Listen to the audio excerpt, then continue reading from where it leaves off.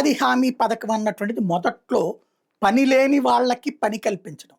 ఏడాది మొత్తం మీద ఒక పంట పండే ఏరియాల్లో 100 రోజులు పని ఉంటది కూలీలకి, రైతు కూలీలకి. మిగతా రోజులంతా ఖాళీగా ఉంటారు. అట్లాంటి వాళ్ళకి ఇంకొక 100 రోజులు పనిని ప్రభుత్వం కల్పించడం అనేది ఉపాధి హామీ లక్ష్యం.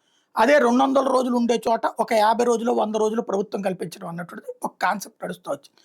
అయితే క్రమంగా ఆ ఉపాధి హామీ అనేది నామకే వాస్తే పెట్టేసి ఓ రూ. 50, రూ. 100 ఇచ్చేసేసి కాంట్రాక్టర్లు తినేయడం, రాజకీయ నాయకులు తినేయడం, ఏ పని చేయకుండా డబ్బులు కొంత ఇస్తూ ఉండటం, ఇట్లా అలవాటైపోయేటప్పటికి పనులు చేయడానికి మనుషులు దొరక్క వ్యవసాయం సర్వనాశనమైంది.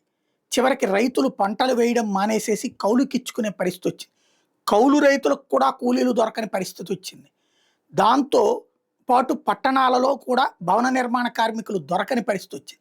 ఇట్లాంటి సందర్భంలో ఉపాధి హామీని తీసేయాలి, రద్దు చేయాలి అంటే రైతులు ఎక్కువ, బిల్డర్లు ఎక్కువ, అంటే వాళ్ళిద్దరూ తక్కువే రైతు కూలీలతో పోల్చుకుంటే, భవన నిర్మాణ కార్మికులతో పోల్చుకుంటే. కాబట్టి ఇక ఏది వీళ్ళు లక్షలు కాదు కోట్లల్లో ఉంటారు, వాళ్ళు వందలు వేలల్లో లక్షల్లో ఉంటారు రైతులు. కాబట్టి వాళ్ళకంటే వీళ్ళు ఎక్కువ కాబట్టి వీళ్ళ ఓట్లను దృష్టిలో పెట్టుకుని ఓసారి బియ్యం ఇచ్చాక తీసేస్తారు, ఇప్పుడు రేషను తీయలేరు కదా. అట్లాగే ఉపాధి హామీ కూడా కొనసాగుతూ వస్తుంది.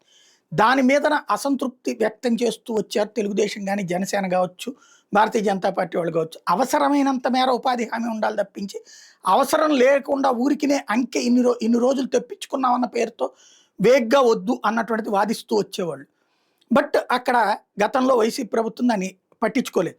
ఇప్పుడు బాబు ప్రభుత్వం వచ్చాక అది తగ్గిపోయింది, ఉపాధికి పని గంటలు అంటూ ఒక నెగిటివ్గా స్టోరీ రాసుకొచ్చింది. సాక్షి చంద్రబాబు 18 నెలల పాలన ఏకంగా దాదాపు 5.5 కోట్ల పని దినాలకు కోత పడింది. జగన్ టైంలో వచ్చేటప్పటికి 21.37 కోట్ల పని దినాలు ఏప్రిల్ నుంచి నవంబర్ మధ్య వస్తే ఇప్పుడు 15.8 కోట్ల పని దినాలే కల్పించారన్నది. ఇందులో 2 కోణాలు ఉన్నది. ఒకటి, అవినీతి రహితంగా జరగాలి.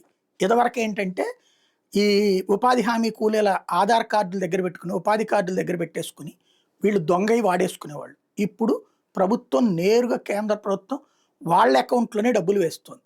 దాంతో దొంగై ఇప్పుడు కుదరట్లేదు, అందువలన ఆగినాయి ఒకటి. రెండవది, ఉపాధి హామీ డ్రామాలు ఇప్పుడు కుదరట్లేదు, అందువలన కూడా తగ్గినాయి.